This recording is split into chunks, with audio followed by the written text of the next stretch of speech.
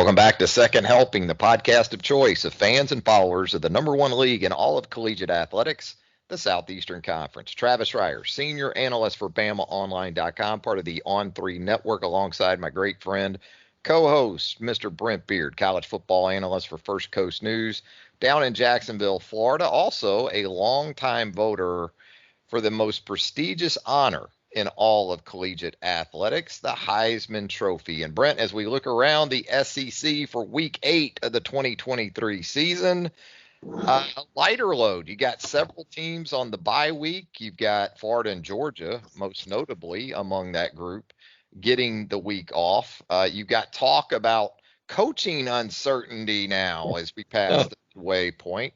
Buyouts, that's the one stat that seemingly comes up more so than yards per carry, yards per pass attempt, tackles for loss. Once we get to later October, those buyouts seem to crop up more and more. Yeah, they really do, and it's probably a good time for a lot of these schools to have a bye week. Georgia needed with Brock Bowers. You still got questions, even though now they're playing in Arkansas about Rocket Sanders, but it's just one of those things to where as we approach the midpoint of the season, these teams need to take a few days off, kind of see where they're going, and also get some of these guys healthy. No doubt. And you talk about Brock Bowers and the impact of his situation on that Georgia team, a Georgia team with considerable depth at tight end. I mean, because Georgia, unlike many programs, many offenses in college football these days, still very reliant on the tight end position. But then there's this sort of other echelon when you talk about Brock Bowers, because he's more than just a traditional tight end, as we know, to that team and to that offense. He really is. I had a Georgia beat writer. I asked him about the running back injuries, and he said, well, if it gets real bad, what I think they'll do is they'll put Brock Bowers in the backfield and give him the ball 3 times in a row. And frankly, Trav, I think he probably could do that. But, the other thing that's kind of cropped up with them, as much criticism as they've gotten about that schedule with Florida, Missouri, Ole Miss, Tennessee, and even Georgia Tech. And I'm not saying that they're going to lose one of those games, but it's that the thing you and I have talked about for years is just the cumulative effect of this league and the meat grinder that makes it so tough that at some point, Trav, on a cold night in Kentucky or Missouri, when snow's falling a little bit, you've got a lot of injuries. You could lose a game in this league like that. We've talked about it many times. This is typically where the cream separates from the crop, because attrition, as you said, starts to take hold in the earlier stages of the second half of the season. And that's typically when the have-not-haves gain more separation from the have-nots. Rosters at 6, 8, 9, 10 teams, programs around the league just aren't built in the same way as, say, 3 or 4 of these rosters in the SEC are built on an annual basis. So that's typically where that starts to occur. I get questions all the time. Why isn't this running back playing? Why isn't this running back getting carries? And my answer to that is just be patient. Yes. Because when we get into late October, early November, especially at positions like running back and those collision-centric positions, that's where depth really starts to show up. And, look, this is week 8. We're not going to get too much into week 9, but it's hard not to look ahead for both Georgia and Florida to Jacksonville in a week's time, because Florida, much needed from a psyche perspective, to be able to go on the road, come back from 10 down in the final 5 or 6 minutes or so, and do it in large part with quarterback play. Because Etienne and Williams, they were good in the game against South Carolina, Johnson, but they weren't overly impactful. I think they had a combined 20 carries for 59 or 99 yards. That's solid work. But to be able to get it done with Graham Mertz and those wide receivers and his tight end, Boardingham, a very nice player in his own right, that's got to be a big, big thing for Billy Napier's team. Yeah, no doubt about it. And they really need to feature ETN more. I think he may be a special back for them. But to your point about Mertz, that was the biggest surprise that he really has become more than a game manager. They had 16 explosive plays on offense, and half of those came in the fourth quarter. Now, look, you and I and whoever you play golf with, Trav, could probably run and throw on the South Carolina defense, but still to be 10 behind in a roaring crowd, that Mertz stepped up to the plate and really played well in the fourth quarter. I was really impressed with what he was able to do. And I tell you what, Travis Pearsall emerging as, and maybe he was, but he's certainly getting there now, is one of the more important wide receivers in the league. He is, and you knew it was big for him to come back. And, you wondered if he was a true number one type, and they don't really need him to be that guy if Wilson and some of these other guys are going to continue to come on like they have. But he was huge, no doubt, in South Carolina with that game-winning touchdown catch. And here they come, Brent. The Joe Burrow comparisons for Graham Mertz. Yeah. We heard some of that last year with Jack Miller. Yes. That was the hope when he came in from Ohio State. But in all seriousness, Mertz has been very big in some of the biggest games of the season. South Carolina, the win against Tennessee, I thought he was very, very good. Maybe not productive to the extent that he was in Columbia last Saturday. But I guess the point is the guy that you maybe had the most questions about for this Florida team going into the season, midway through it, he's one of their top strengths. Oh, yeah, absolutely. And Trav, how important was it for them just to win something on the road? I mean, oh, geez, yeah. Napier 1 of 7, 1 and 7 on the road. That was certainly big for them. Now, if they can meet Arkansas, that they'll at least get into a bowl game. And look, you heard it like I did. Gator fans in the gym or at church or at the grocery store at the beginning of the year. Well, if we can win 6 and go to a bowl game, I'll sign a contract for that right now. Well, that was, you're right. That was in the preseason. Now they're going to be on the Gator Rock, and anything short of a win over a Brock Bauerless Georgia team at the cocktail party next week, and the Wolves will be right back out after Billy Napier. That's the nature of the deal. He understands that. Speaking of coaches who understand the nature of the deal, and speaking of a great deal, Jimbo Fisher, as the Aggies go into a bye week, Brent, and we talked about the bye week season kind of cranking up. Once coaches, you get into Jimbo Fisher, maybe Sam Pittman, especially in the league right now, the seats are getting warmer by the moment, and that's somewhere in the neighborhood of 70 million for Jimbo. I guess it doesn't look as much to some of those A&M supporters as it did even a month ago. Well, and let me offer this too. I was listening to a A&M beat writer yesterday, and what he was asked the question, just what we're talking about here is, will they make a move at the end of the year?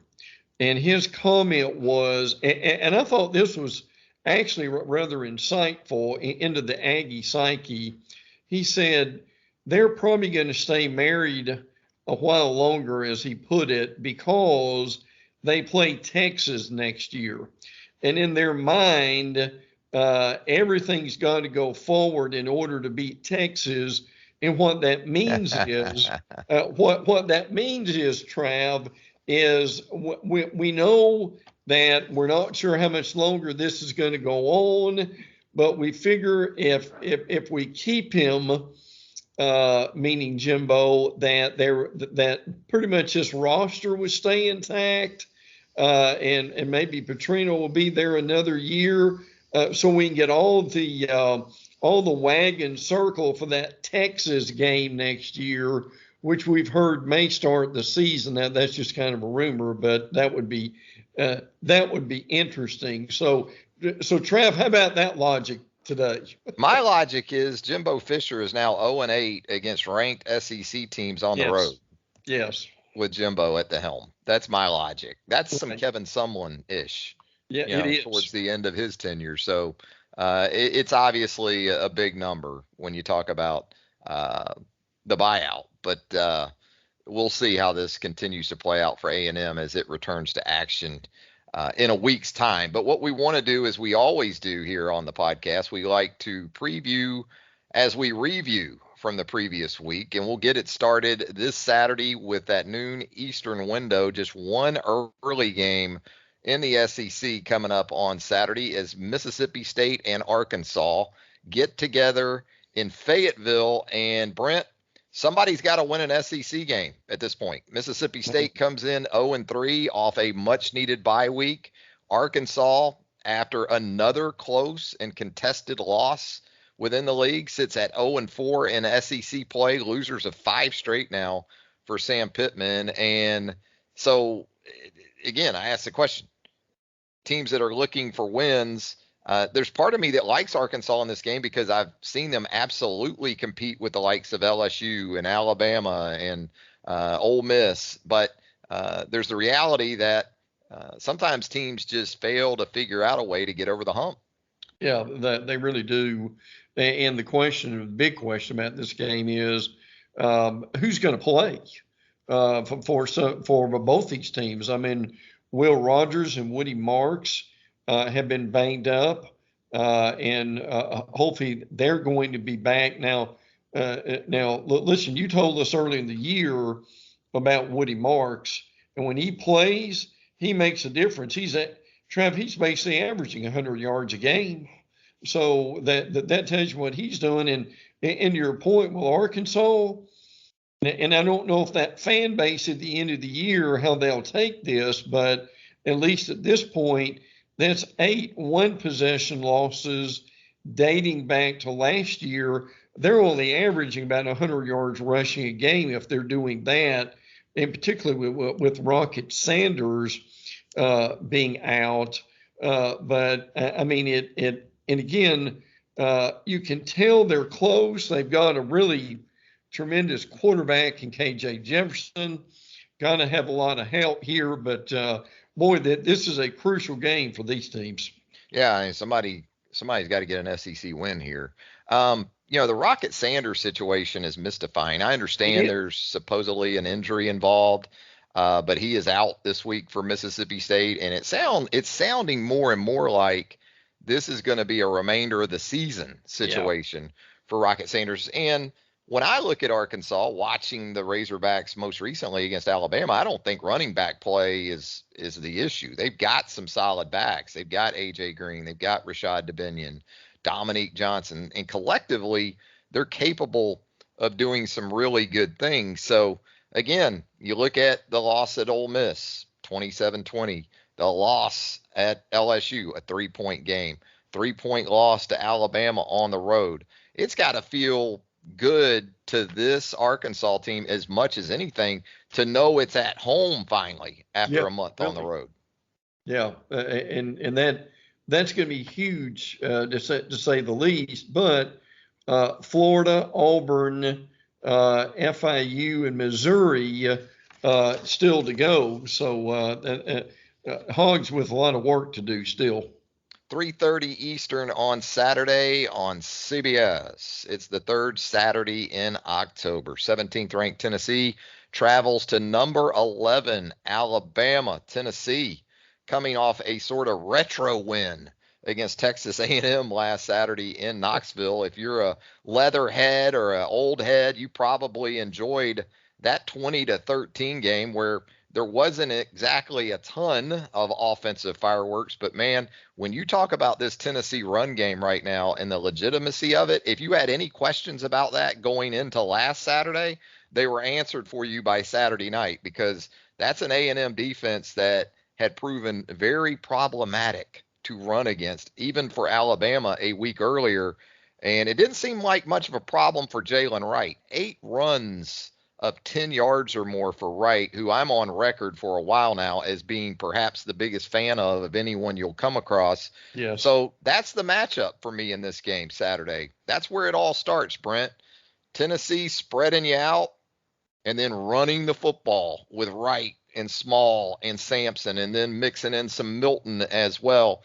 I think for Alabama, from its nickel package, it's got to show that it can slow down that run game, and not just on first down, because in this offense this year, with the limited capabilities that Tennessee seems to have on the outside and in the vertical passing game compared to a year ago, Josh Heupel, he'll stay with that run game on second down, third down. I saw it a good bit last week against A&M.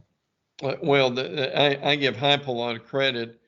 This team is very different than last year, and obviously you don't have the explosive players like Hendon Hooker, but and this is a really telling stat here. Tennessee is 5-0 this year when they're running for over 160 yards, and my goodness, 14-0 the last 14 times they've done that. And as you know, in covering it, they ran for nearly 200 on Bama last year. Yep. 2-3 when they don't. So I think the other thing that Heupel deserves some credit for is they really went out of their way to solidify this defense. Now, look, they're not the 85 Bears. We understand that, but they're a whole lot better defensively, aren't they, Trav, than they were coming in to this season. So I give them a lot of credit for what they've done. Guys like James Pierce, who have really stood up and played well. The other interesting thing about this game is I think these quarterbacks mirror each other. Frankly, their strength. They're both running the ball, certainly overthrowing the ball. In Milton's been, I think they realized probably early on what he could do and what he couldn't do, and they basically have strengthened the other areas of this defense, particularly in the running attack. But you're right. I mean, to do what they did to A&M in that front seven, and again, Trev, I still think the key to this game is, can the Alabama offensive line protect Milroe and be able to make enough holes to run the ball, which is what now is a very certainly adequate, good Tennessee front seven. Yeah, Tennessee, it's still a bit of an unknown, too, outside of the state of Tennessee, because 6 games for the Vols, 5 played in the state of Tennessee, 4 in Knoxville, the opener against Virginia in Nashville. That was essentially a pseudo home game for the Vols there. So when it has gone on the road, the one time this season against an even quality type of opponent in Florida, the Vols did not perform well. So that is, I think, as much of as anything why you see that line where you see it, where it opened and where it currently sits here on a Wednesday morning around 8.5, 9 points in favor of Alabama. So we'll see how Joe Milton and that offense perform on the road. I think for Alabama offensively, you're right. If it thinks it's going to line up and just sort of run these basic zone run plays on the interior against that Tennessee front seven, I love Aaron Beasley at the linebacker position too. It's going to be tough. I think what you saw Florida do, I think there's a blueprint for what Florida did, not just in terms of being at home, but what Florida did offensively from the outset of that Tennessee game. They had variety. There were jet sweeps. There was work to the perimeter. There were zone runs. There were gap scheme runs. They were pulling linemen on occasion.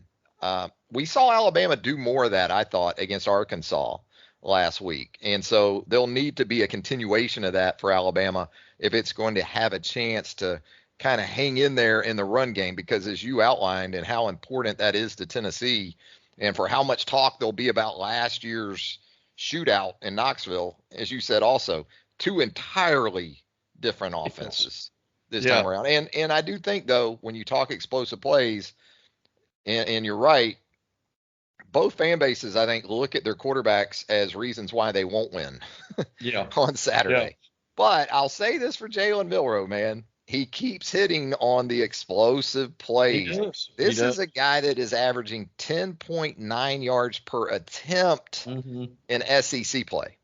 I mean, that's Tua level. That's Mac Jones type of stuff that you're seeing from Jalen when it comes to the explosive passing game. Also at 3:30 Eastern on Saturday, I think this is the Mayor's Cup, right? The teams from Columbia, South Carolina, and Missouri getting together out in Como. Missouri playing at a very high level at 6-1, 2-1 in the Southeastern Conference, and boy, give Missouri a lot of credit for that performance, especially over the final 2.5, 3 quarters up in Lexington. Really dominant through that stretch and getting a big SEC Eastern Division road win up in the Bluegrass. And Trav, what about getting that win and Luther Burden only catching 2 passes for 15 yards? Yeah. I mean, but we talk about Missouri and improvement, and I know you've outlined this a good bit for us in the past, but it finally has a defense that can at least keep it around in games if some aspects of the offense or the kicking game aren't going especially well, because that was a game last Saturday night. They're down 14-0 on the road. Absolutely. And then proceed in the second quarter to run off 17 to get into the half up 3, and then really own the fourth quarter too. 18 fourth quarter points. And look, you said it. The passing game wasn't especially productive. Brady Cook with 175 passing yards. Schrader, the running back, with 71 yards. Burden wasn't especially effective. But, we'll get into more of this too, maybe as we talk about Kentucky on its bye week this week. The Devin Leary situation and the passing game for Kentucky just still not living up to the standard that most expected for it this season. Ray Davis with 128 yards. That's nice. But I kind of look back to that Missouri defense as much as anything else in this game. Absolutely. And Travis, South Carolina right now, frankly, mentally is just not there, are they, bud? I mean, Beamer right now, and a lot of this is coming out, and we're not saying he's going to be fired, but the folks there are not happy in losing that Florida game the way that they did. I mean, Missouri's pass offense is number 6 in the nation. South Carolina is 120. But Beamer now is 17-15 at South Carolina. Now, look, he made his reputation there by winning November games against Tennessee, Clemson, and Florida. But they're really looking at Clayton White, their D coordinator, is the guy who's getting a lot of the criticism. And former Auburn basketball coach Sonny Smith had this saying of, "I don't think I would have told that if you're Shane Beamer, Trav. You're telling folks I got mad after the Florida game. I kicked something. I broke my foot. How about that, Trav?" Well, he may not have been able to conceal that if he was in a in-person media setting, like these coaches are on Mondays.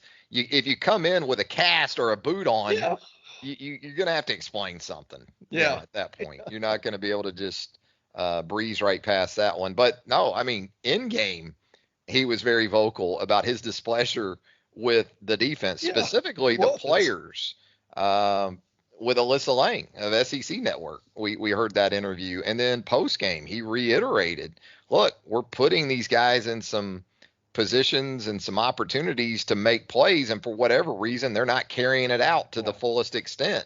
Right. And I think South Carolina fans don't, as you said, don't really want to hear that as much as they don't want to hear about a broken foot. I think they actually probably feel better about the broken foot because it shows that, Beamer is sensing the same sort of level of frustration they are. I'll tell you, the guy I feel bad for South Carolina is Spencer Rattler. Oh, man. Because this guy continues to put up all SEC type of numbers. He does. And right now he's on a team that is not going to bring back a lot of individual honors for him. But I do think with the NFL, you're not hearing as much buzz with him in NFL circles. But I think once we get to the postseason and in the draft process, I think Rattler has put himself in a position to really move up that pecking order. And at this point, it's hard for me to imagine Spencer Rattler lasting through the second round of next April's draft. But more pressingly for this team, there are stretches of good things, Leggett, Rattler, but it's just there's not the consistency. And, I think that's the thing for Beamer too. Not that he's thinking about it, but there's still the opportunities out there to get right with this fan base. And as much as anything, that might be Clemson to end the season in Columbia. Yeah.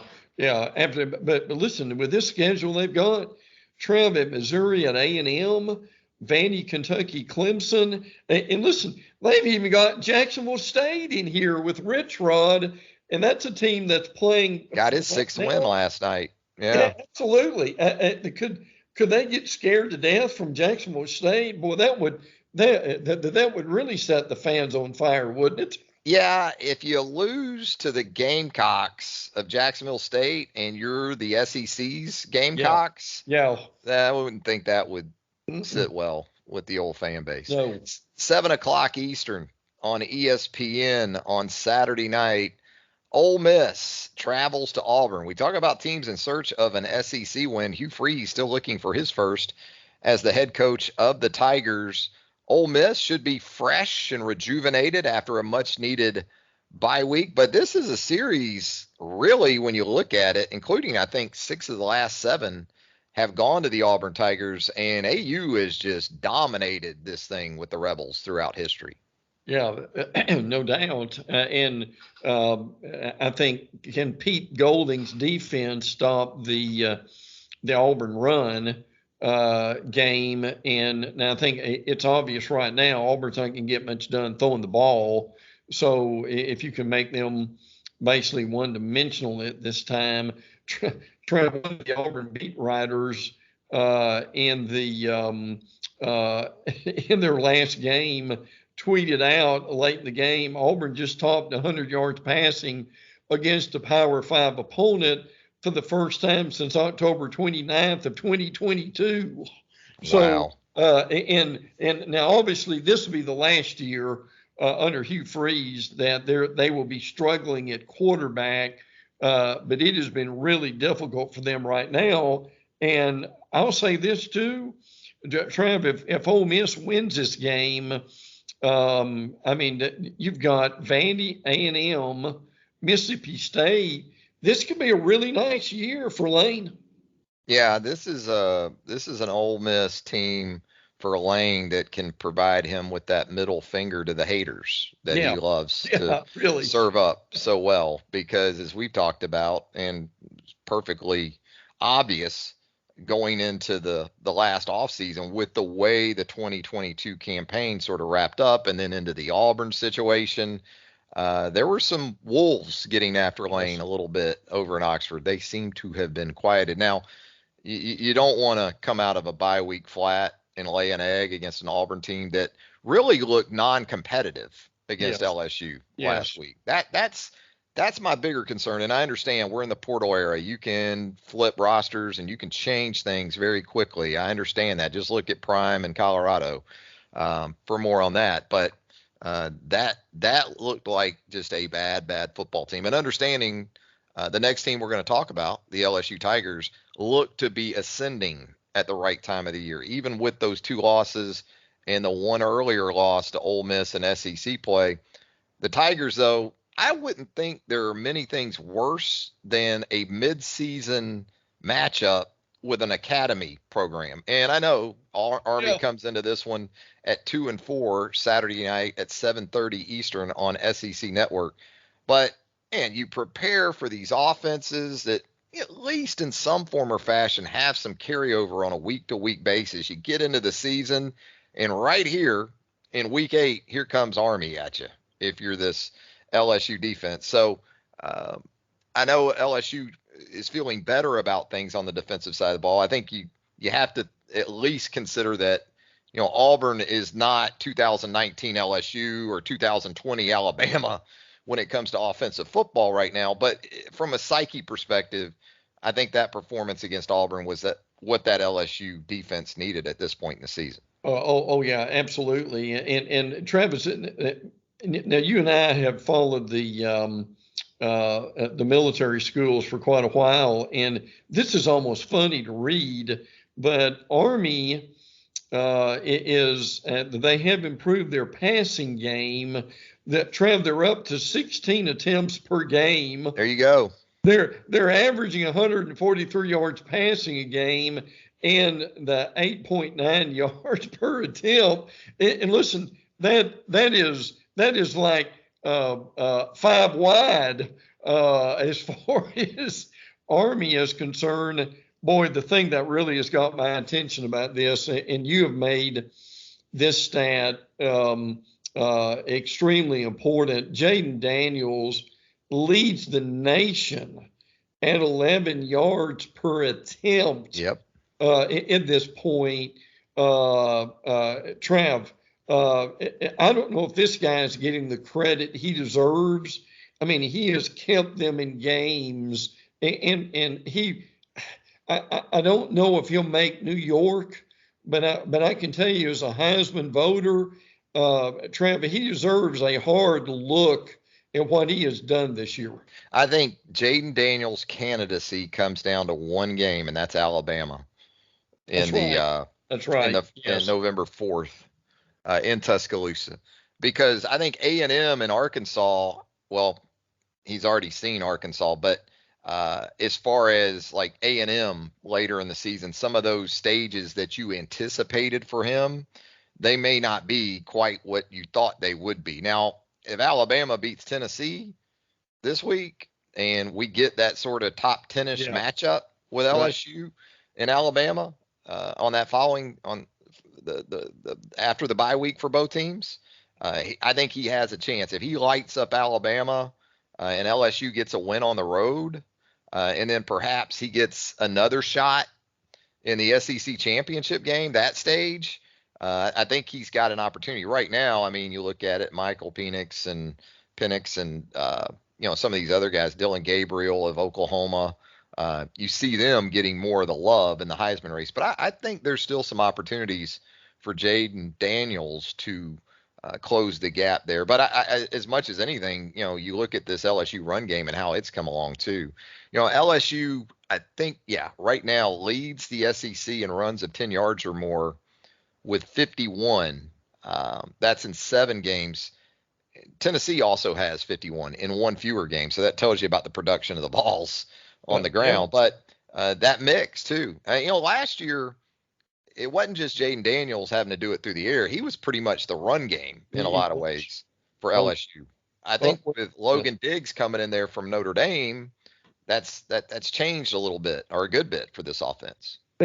See, they thought they'd get a lot more out of John Emery at running back. They've been thinking that for about 7 years now. Yeah, they have, haven't they, Trav? But look, that just hasn't happened. But I'm with you. I don't think Diggs has got the credit. And last week, Trav, he was 18 for 97. So I mean, he's either around or above 100 yards every game. He is, absolutely.